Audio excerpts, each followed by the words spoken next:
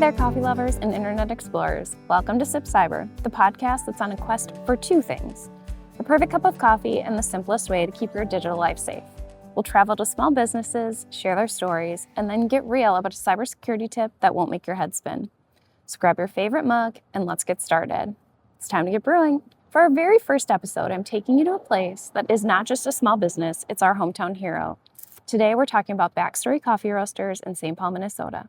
My office at IT Audit Labs is only 3 minutes away, making this our go-to spot. From the moment you walk in, you feel the comfort and community. The place has a wonderfully relaxed vibe and a generally accepting feel.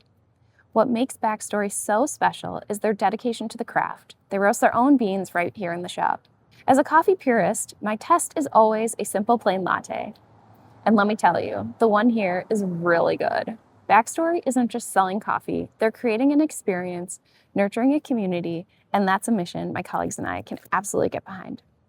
It's the kind of place that reminds you why it's so important to support local and shop small.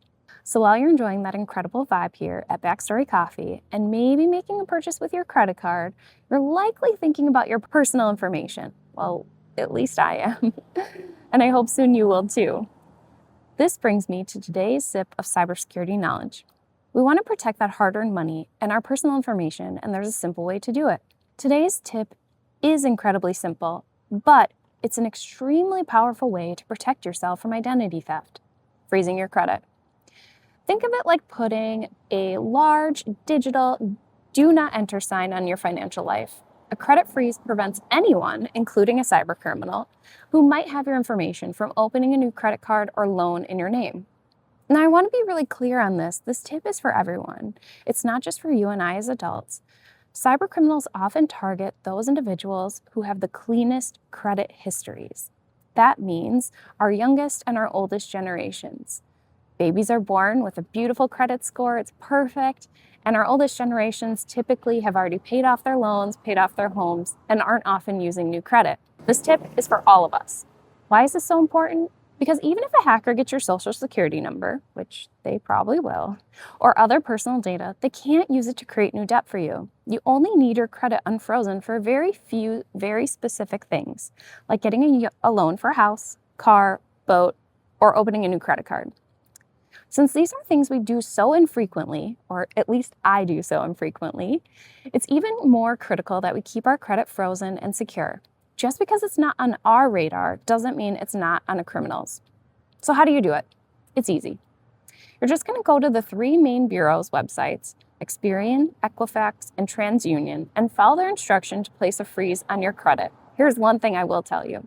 I call them on the phone because there's an automated service. For me, that just feels a lot faster, but you can do it either way.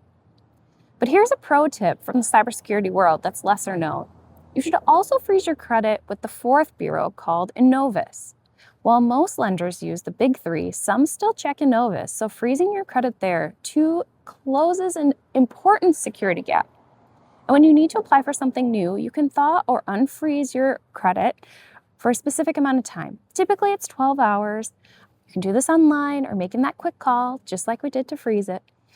It's a simple process that keeps you in control. So, your one actionable step for today is to take a few minutes and freeze your credit for every member of your family. It's a simple habit that offers a ton of security. Well, that's all for our first episode of SipCyber. Thanks for joining me on this journey at Backstory Coffee Roasters in St. Paul and for taking a small step to secure your online life. We'll be back next week with another great small business and a new tip. Until then, stay safe and keep sipping.